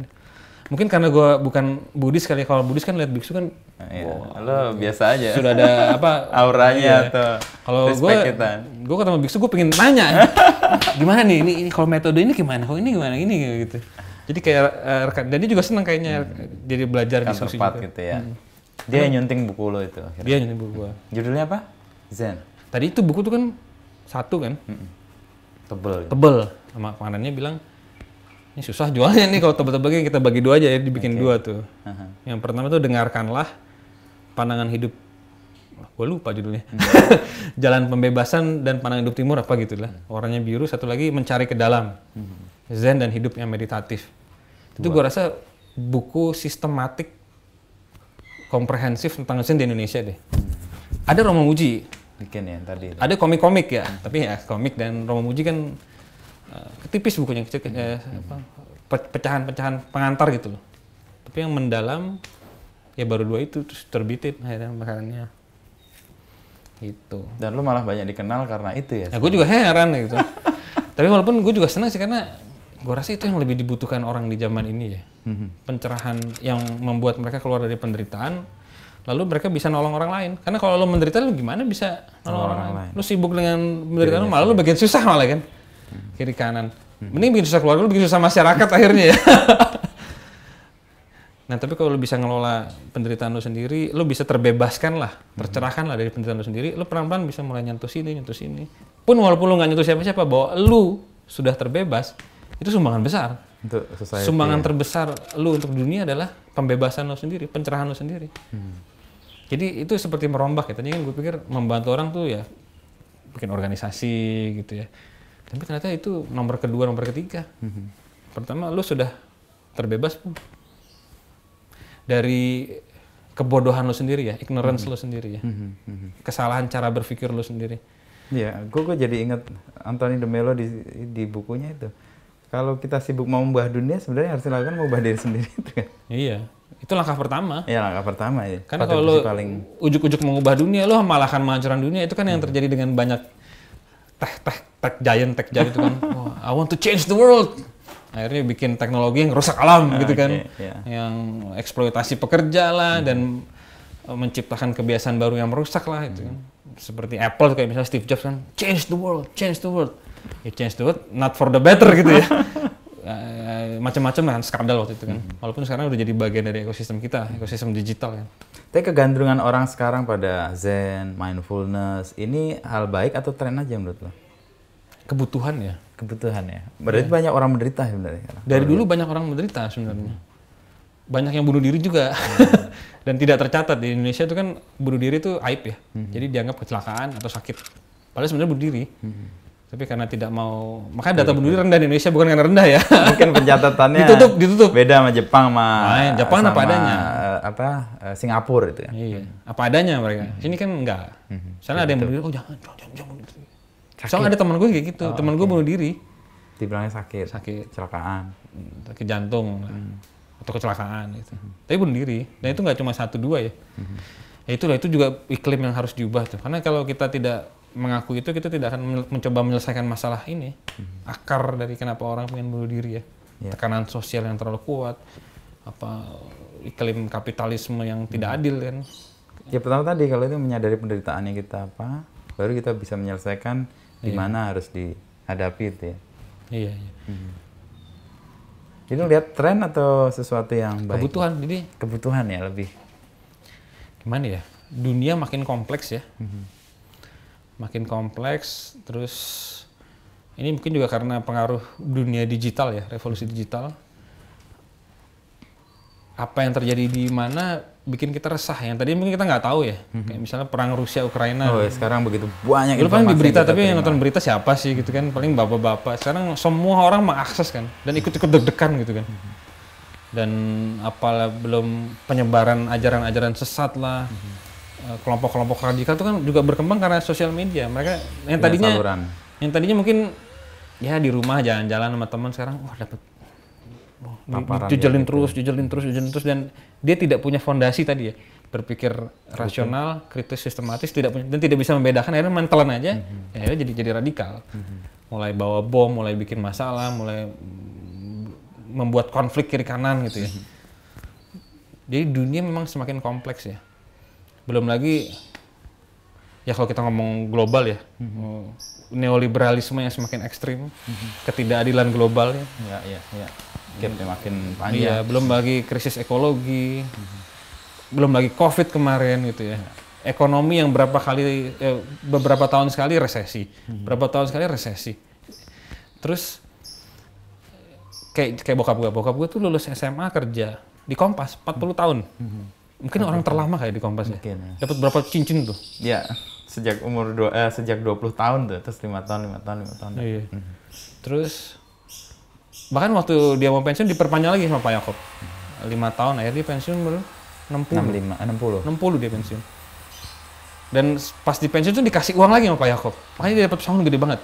Bokap gue ya, dia kerja cuma 1 selama 40 tahun.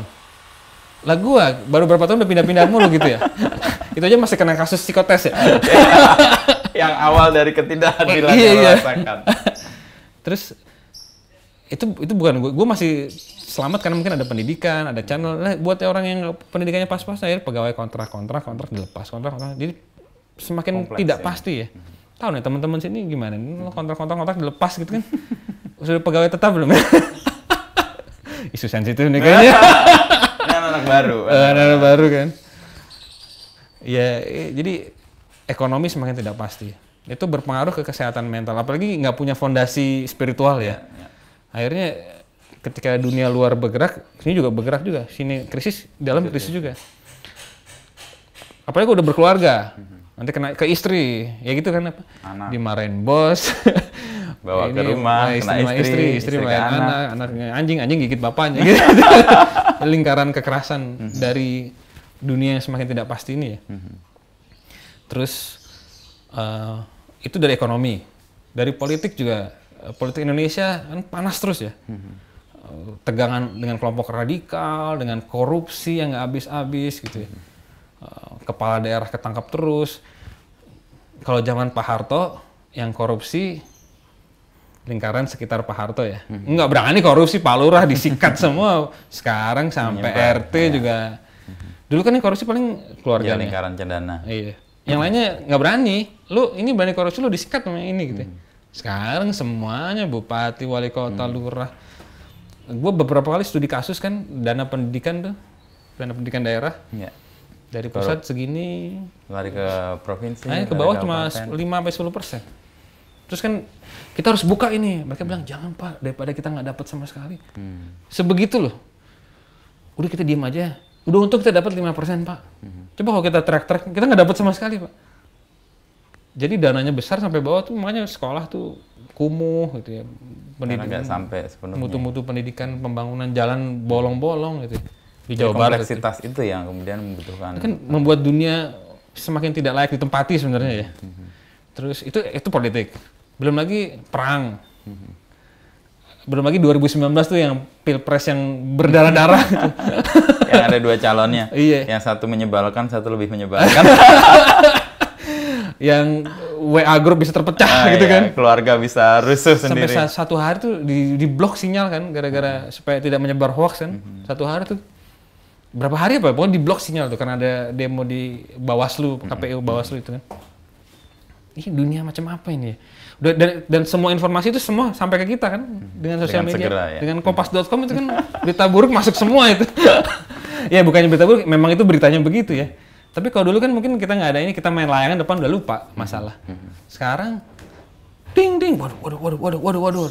Selalu dihantui oleh hidup dalam himpitan tragedi ya, tragedi dan tragedi. Melipat gandakan penderitaan. Pasti. Dan ya krisis ekologi, Jakarta yang rekor kan, polusi udara terburuk di dunia selama beberapa waktu di beberapa daerah ya. Itu baru Jakarta, belum tempat-tempat lainnya.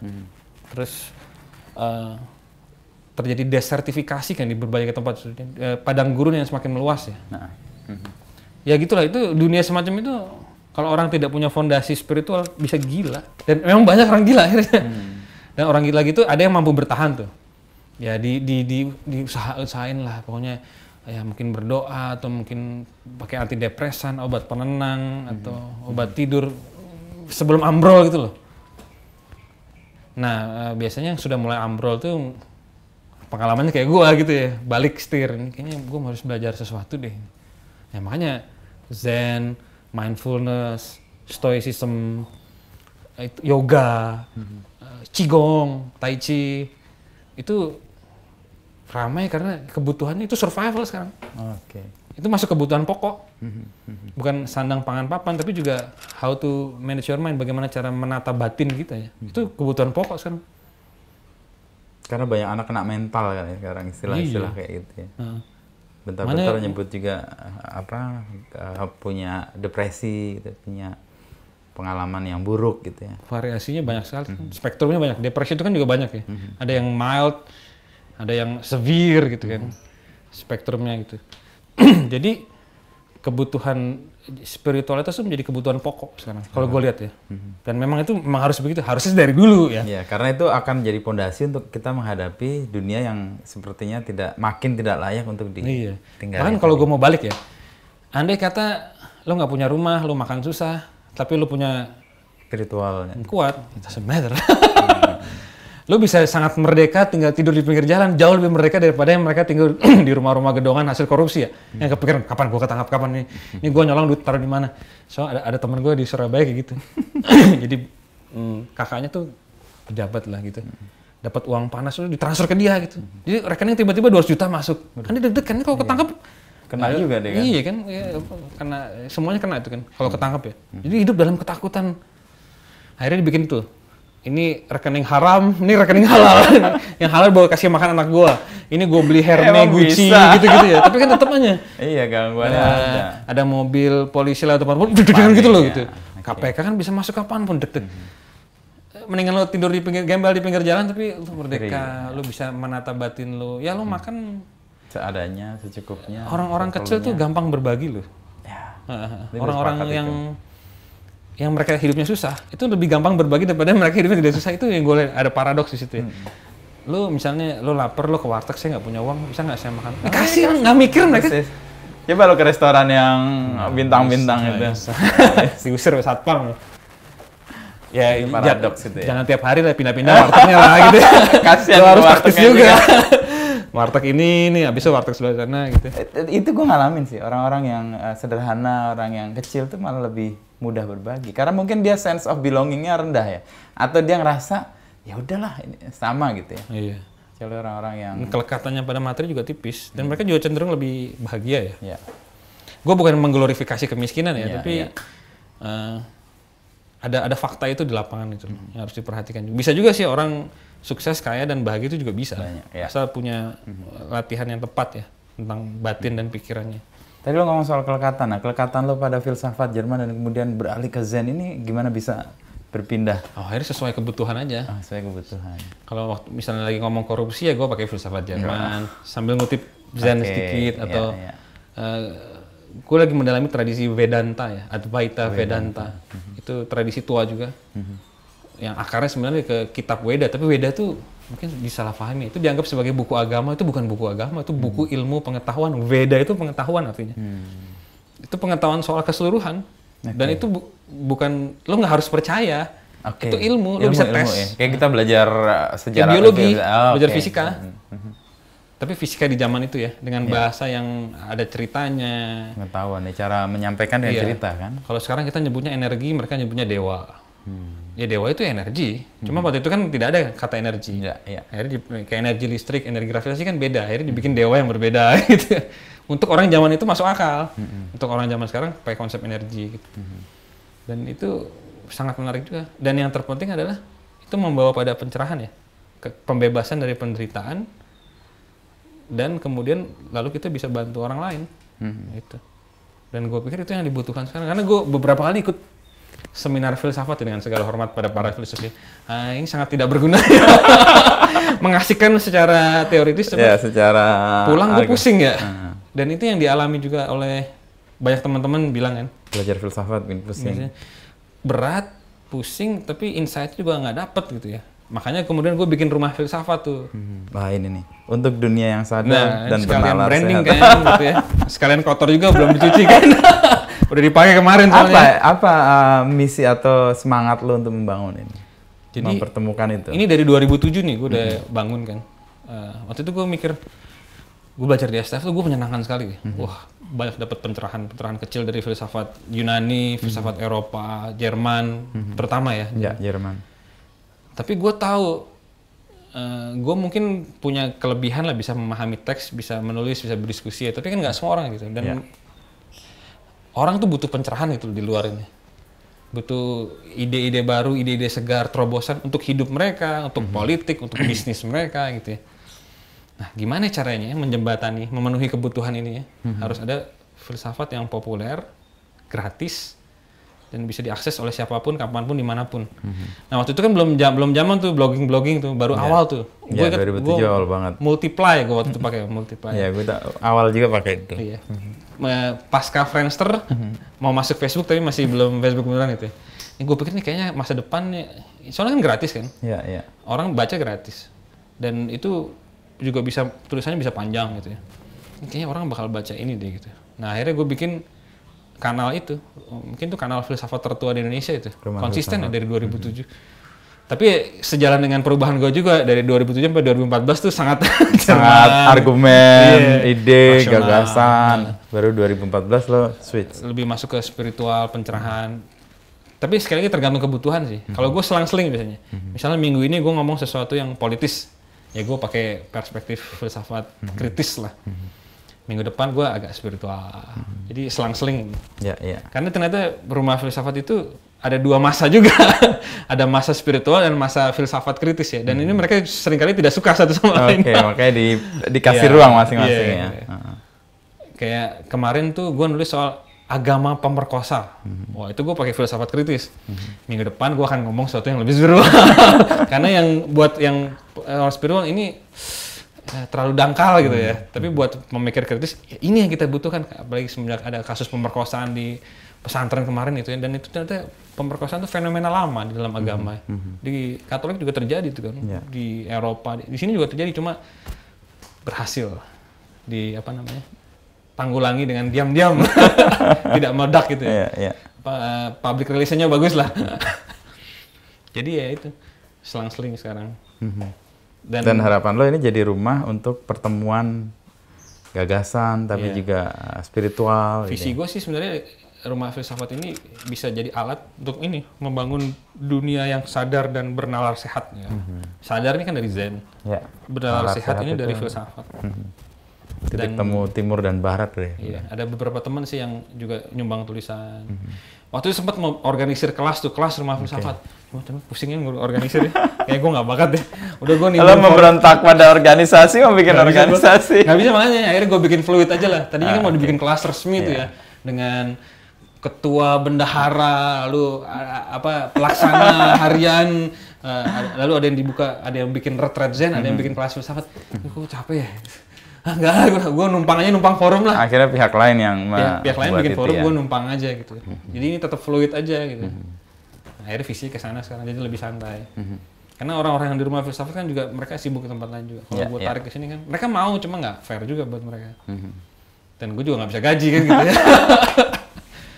Mending fluid tadi malah sebenarnya lo mendapatkan ruang yang lebih banyak kan? Iya, di berbagai tempat akhirnya sekarang. Baik yang untuk umum maupun yang privat ya. Tapi visi tetap ini sih. Iya. Conscious and enlightened, bernalar sehat ya. Dengan filsafat, gue nyebutnya filsafat Eropa dan filsafat Asia aja. Gimana? Udah habis baterainya? Enggak. Udah dikasih kode 1,5 jam ini berarti, udah agak panjang berarti. Tapi terakhir nih gue nanya ke lo, Res. Lo kan tadi mengatakan stoicisme itu kan berhasil membantu lo, tapi akhirnya nggak berhasil juga. Itu ini gue katakan di beberapa forum ya. Karena sekarang banyak banget orang gandrung pada stoicisme. Dengan segala hormat pada penganut stoicisme dan pemikir stoicisme. Produser gue juga kayak penganut. Itu adalah gue nyebutnya P3K. Pertolongan pertama pada kecelakaan. P4, gue nyebutnya P4. Sorry. Okay. Pertolongan pertama pada penderitaan. Okay. Stoicisme itu pertolongan pertama. Itu hanya mengobati luka tapi tidak menyembuhkan akarnya. Akar penderitaan itu kan sebenarnya ego. Konsep diri yang salah ya. Jadi misalnya, ini agak panjang nih. Mesti ada 1 jam kan nih gue menjelaskan Go ahead. konsep ego. Stoicisme itu kan sebenarnya hiburan ya. Dia merubah cara kita berpikir ya. Kayak misalnya apa tuh stoicisme ya, yang terkenal kan memento mori, ingat hidup lo akan mati, jangan buang-buang waktu untuk hal-hal yang sia-sia gitu. Itu kan semua tambal sulam aja, lo mengubah cara berpikir. Tapi selama ego lo masih kuat, konsepsi ego lo masih kuat, penderitaan itu akan muncul terus gitu ya. Nah pertanyaannya, apa itu konsep ego gitu? Yang merupakan akar dari semua penderitaan ego tuh ya construct self ya, kayak misalnya yang disebut Reza ini. Reza ini kan sebenarnya tidak ada ya. Reza itu kan nama yang diberikan bapak gue. Bapak gue kasih gue nama, lalu dikasih tuh agamanya apa, KTP-nya apa, gendernya apa, sukunya apa, kewajiban sosialnya gimana. Ini kan ditempel begitu saja ya. Tapi kalau dicari sebenarnya ini nggak real karena ini begitu mudah berubah gitu loh. Nah yang disebut ego pun juga sebenarnya juga begitu ya. Ego itu konstruksi yang dibangun atas kebiasaan saja gitu ya. Tapi kita bilang, aku mau itu, aku mau ini, aku kecewa, aku menderita, aku marah. Nah, akunya ini nggak pernah dibor ya, nggak pernah ditelaah lebih dalam. Nah, yang dilakukan oleh filsafat Asia ya, gue nyebutnya filsafat Asia karena gue pengen menelaahnya secara kritis. Gue nggak ngomong itu tradisi spiritual Asia, karena kalau ngomong tradisi spiritual kan langsung begini orang. Spiritual. Lalu ada kesan mendogmakan. Itu yang bahaya. Menurut gue tradisi Asia itu harus dipelajari secara kritis. Dengan menggunakan metode STF. Rasional, kritis, sistematis. Itu harus diterapkan untuk belajar tradisi spiritual Asia. Karena memang itu yang harusnya dilakukan. Karena orang mendengar spiritual langsung tiba-tiba begini. Apa yang diomongin ditelan mentah-mentah. Itu bahaya, itu jadi sekte nanti ya. Nah itu yang memang banyak terjadi. Nah gue diselamatkan oleh STF situ. Ya kembali ke konstruk ego tadi. Nah jadi ego ini ego yang ingin membuat keadaan sesuai keinginanku. Ambisiku, mauku, ukuranku. Nah, aku ini loh. Kalau di Zen disebutnya I, my, me. Aku, punyaku. Itu yang bikin aku menderita. Kayak misalnya lo lihat mobil lah. Kalau mobil orang lain ditabrak kan biasa aja. Tapi kalau mobilku, lain kan. Kayak kita yang dipukul ya. Iya. Kalau ada cewek lain digodain cowok kan biasa. Tapi kalau istriku, jadi aku ini yang membuat fluktuasi gitu. Nah ini harus dilihat ini ini real apa enggak? Ini sehat atau enggak ini? Karena ini kelemahan orang sebenarnya. Nama baikku, nama baikku dirusak. Gitu. Gimana merusak nama baik ini? Sekarang gue mikir nggak bisa itu dirusak karena nggak ada. Gimana lo merusak sesuatu yang nggak ada gitu? Nah, ketika lo sadar bahwa aku itu hanya narasi, lo tidak lagi menganggapnya sebagai sesuatu yang serius gitu ya. Gak real juga ya. Iya, jadi lo lebih santai. Lo mau dihina ya udah, lo mau disalahpahami ya udah, reputasi ya jelek bagus ya itu juga. Itu kan datang dan pergi juga gitu ya. Dah, kalau lo bisa keluar dari ego lo yang kecil tadi, lo akan bertemu sesuatu yang lebih mendasar. Itu yang di dalam tradisi filsafat Asia itu disebut sebagai kesadaran murni ya. Ada sesuatu yang mengamati semuanya. Dia bukan ego, dia tidak menilai, dia tidak punya konsep, tapi dia sadar, hidup, dan tanpa konsep ya. Nah, ini sesuatu ini yang kita harus bangun, kita harus mengenali itu. Untuk mencapai pencerahan dan keluar dari penderitaan sampai ke akarnya ya. Nah, sesuatu ini namanya macam-macam ya. Kalau di tradisi Weda Hindu itu disebutnya Atman, Brahman. Kalau tradisi Buddhis disebutnya Buddha. Kalau di tradisi Islam, Sufi, Kristen tuh percikan ilahi di dalam dirimu gitu ya. Kenalilah dirimu sendiri maka kamu akan mengenali Tuhanmu gitu. Sebenarnya itu ungkapan-ungkapan yang berbeda untuk mengacu pada sesuatu yang sama. Itu kan perennial. Jadi abadi dan jejaknya tuh di semua tradisi. Namanya macam-macam tergantung budaya. Tapi sebenarnya dia nggak punya nama. Dia hanya sesuatu yang sadar, mengamati, dan selalu damai, selalu cool, kosong dalam arti kosong dari konsep ya. Nah, kalau kita bisa sampai menyentuh ini, pertama kita harus melepas ego kita dulu. Konstruk self itu, yang hanya sebuah cerita yang datang dan pergi ya. Yang fluktuatif tadi ya. Iya. Fluid. Kalau udah sampai level ini, dunia luar kayak gimana, doesn't matter. Ini kan perubahan terus-menerus ya dunia luar itu. Presidennya baru, menterinya baru, wali kota baru, gubernur baru. Ya, ini meskipun nyebelinnya sama. Sama ya. Ya dengan pola-pola yang serupa, dengan variasi-variasi dikit lah. Ini kan emang nggak ada habisnya kan. Kalau lo hanya dalam itu semua ya lo akan menderita. Tadi ego tadi ya. Self. Tapi kalau lo bisa tidak sibuk dengan bayangan-bayangan di luar dan lo lihat ke dalam, temukan itu sebenarnya diri lo yang sebenarnya, diri sejati itu ya. Nah, waktu gue baca ini, kayak gue inget kan pernah ngomong ini ya gitu ya. Immanuel Kant. Transcendentale Einheit der Apperzeption, apa mana terjemahnya itu ya. Kesatuan transendental dari apersepsi ya. Sesuatu yang hanya mengamati itu dikritik rasional. Cuma kan membicarakannya dengan sangat kering. Nah, kalau di tradisi filsafat Asia itu sangat hidup tradisinya. Ada sesuatu yang mengamati, yang tidak menilai. Sebelum pikiran muncul, nah kalau desain disebutnya. Sebelum lo membuat konsep, sebelum lo membuat bahasa, ada sesuatu yang mengamati. Stay di situ. Itu rumah lo yang sebenarnya. Di situ itu yang disebut surga ya. Surga itu bukan nanti ya. Surga itu kalau bisa kembali tadi sebelum pikiran muncul. Kalau gue selalu bikin jokes sama teman-teman yang desain. Coba jawab pertanyaan ini. Siapa saya sebelum saya berpikir? Nggak ada kan, cuma ada pure observation kan, pengamatan murni. Stay di situ. Itu sumber energi, itu kalau kayak handphone di charge gitu. Nanti habis itu lo mikir lagi. Kayak misalnya lo kan, lo lagi di perjalanan lo, ya udah lo. Siapa saya sebelum saya mikir, tetap pure. Begitu sampai kantor dikejar red pel. Ini gimana nih? Dipanggil sama presiden nih, kemana, ada pemberitaan salah nggak gitu kan? Lo mulai sat lagi. Selesai. Itu lagi. Baik lagi. Itu contemplatio in actione itu. Jadi tahu kapan harus berpikir, tahu kapan harus kembali ke sebelum pikiran. Kalau gue nyebutnya tahu kapan kerja, tahu kapan pulang. Ini pulang nih. Dan gue pernah ngomong di para seniman art jok ya, di Jogja itu. Ini kreativitas. Lo kalau mau kreatif lo harus ke sini. Pulang. Di rumah itu. Ke rumah lo yang sebenarnya sebelum pikiran muncul. Kalau lo di sini terus, lo kusut. Lo mungkin karya lo bagus tapi lo menderita. Makanya banyak seniman agak-agak gitu kan, atau mungkin malah bunuh diri gitu. Karena mereka lupa pulang. Yang bagus sebenarnya di rumah terus, itu yang bagus. Tapi kan realita dunia nggak mengharuskan itu di rumah terus ya. Ya itu pilihan masing-masing. Ya kalau lo punya keluarga, lo harus kerja, lo kan nggak mungkin di rumah terus. Bisa sih pilihan masing-masing, tapi ada konsekuensinya kan pasti. Mungkin lo dipecat atau bini lo marah-marah. Ya. Itu kan konsekuensi ya. Tapi pun kalau bini lo marah-marah dipecat, kalau lo tetap di rumah, it doesn't matter juga buat lo ya. Tapi ya kan kasihan ya kan. Masih butuh sentuhan lah karir anak-anak apalagi gitu. Ya paling bagus sih tadi tahu kapan pergi, kerja, kapan pulang. Dan ini juga bikin kita lebih kreatif, lebih tenang, dan lebih pinter. Dan lu mengalami sendiri kan di 2014 waktu di München itu. Semenjak gua belajar Zen itu, ide tuh tumpah terus ya. Muncul terus, nulis tuh gila-gilaan tumpah gitu ya.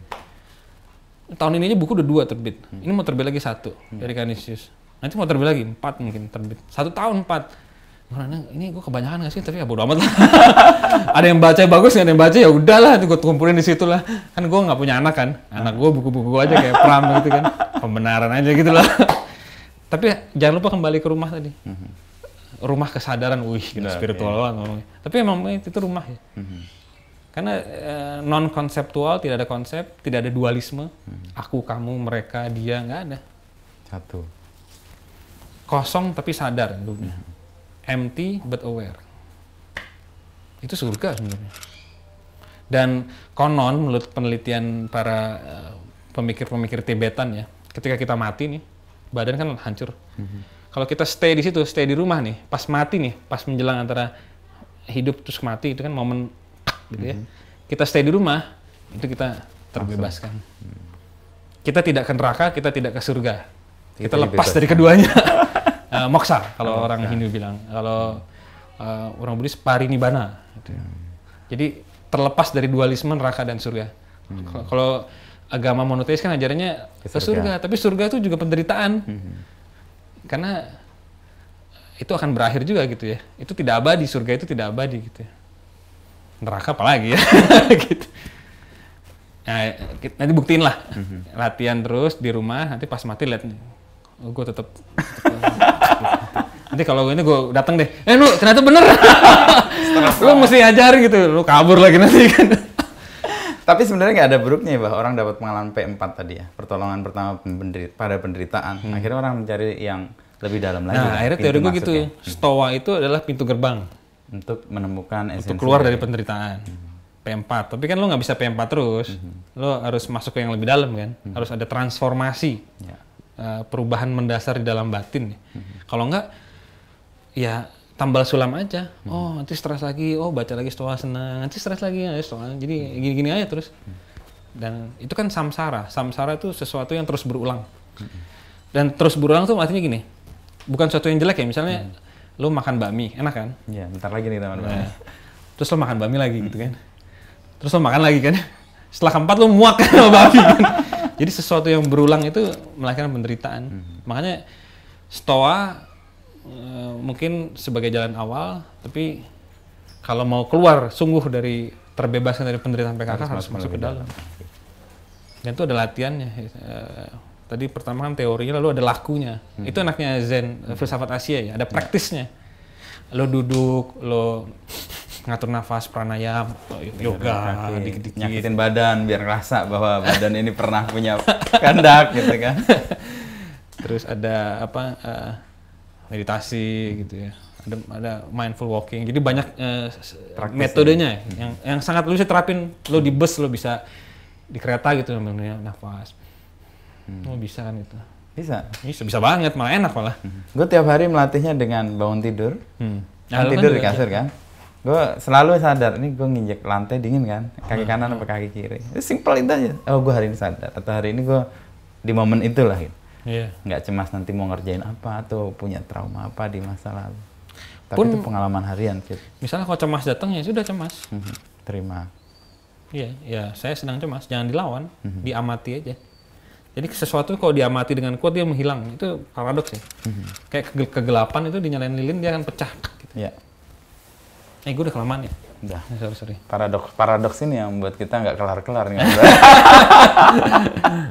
Biasa gue kalau ngomongin di sini bisa nggak berhenti gue. Tapi kan kita mulai tadi dari paradoks kan. Yang keren di luar gitu masuk Gonzaga jadi kelihatan nggak keren. Oh, dunia terbalik. Ya, dunia yang terbalik. Ini sebenarnya juga mengalami itu juga ya? Iya. Kehidupan tuh emang paradoks sih. Kalau kebenaran paling dasar tuh memang paradoksal sifatnya. Dua hal yang bertentangan tapi bisa hadir berbarengan gitu ya. Dan somehow mereka saling melengkapi gitu ya. Dan harmoni itu ya. Jadi satu titik yang saling menyeimbangkan gitu ya. Ya kayak misalnya hening dalam gerak. Lu bergerak tapi lu stay di rumah. Nah itu level yang lebih dalam lagi sebenarnya. Lu selalu di rumah tapi lu tetap bekerja. WFO spiritual gue nyebut. WFH spiritual. Jadi lu tetap, di rumah dalam arti spiritual kan, bukan di rumah. Bisa juga, bebas. Itu bisa bebas. Ya. Jadi lu tetap di dalam rumah kesadaran lu. Tapi lu bekerja. Dua konsep tadi ya, kerja dan pulang. Kerja dan pulang kan itu kan masih dualisme. Ini tetap di rumah tapi lu tetap bekerja. Makanya WFH kan. Oh, jadi tulisan tuh. Betul lagi kan? Jadi tulisan tuh lagi nih. WFH spiritual, work from home. Jadi home-nya itu adalah rumah kesadaran, rumah sebelum pikiran tadi. Tapi tetap bekerja. Itu biasanya para Zen Master kayak gitu. Ya karena kita udah hampir 2 jam ya Neki ya. Dan kayaknya perlu season berikutnya nih kalau kita. Tapi ini membuka beberapa hal yang kemudian bisa kita cerna dan gue lagi diingetin lagi soal bagaimana pulang dan kerja itu sesuatu yang nggak hanya sekedar tempat, tapi emang ini state of mind ya, keadaan batin. Ini lagi pulang. Kalau sekarang mungkin lo bedain lah, lo lagi kerja nih, lagi harus bikin keputusan, ada project, terus lo pulang.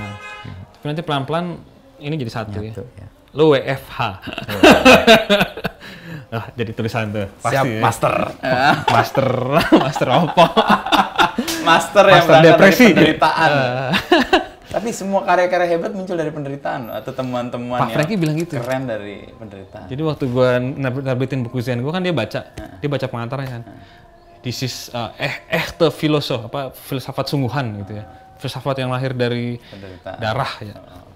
Bukan dari buku komentar atas komentar orang dan mengomentari dia yang sedang berkomentar atas itu kan biasanya filsafat klasik gitu. Itu mungkin ya visi gue ke depan ya, filsafat harus masuk ke sini ya. Membantu Wibeka tadi itu loh. Ya, memilah-milah discernment ya. Iya. Oke. Sekarang filsafat, gue sendiri merasa sedih kan kalau lihat konferensi filsafat itu loh. Ayolah, bergerak yuk teman-teman gitu ya. Cuma karena gue nggak didengerin juga ya, sudah. Lo nggak punya otoritas lagi karena lo main di Zen sekarang kan. Iya. Atau ya, mungkin emang paduan itu yang harus kita berikan supaya orang juga imbang juga kan. Pesawat terus ya kering. Dan akhirnya berhenti pada titik menderita juga. Iya, penderitaan yang lahir dari kebingungan. Tapi kalau kita belajar Zen doang tanpa filsafat, jadinya terlalu mitos kayak klinik itu nantinya. Jadi sekte kan, itu juga bahaya tuh. Ya. Bagaimana? Dua-dua punya itu. Ya paradoks tadi. Iya, persis ketemu ya. Dan ketemu di keseimbangannya. Udah saatnya kita pesen mie ayam nih. Lapar ya? Nah, ini realita yang sungguhan nih. Yuk ya.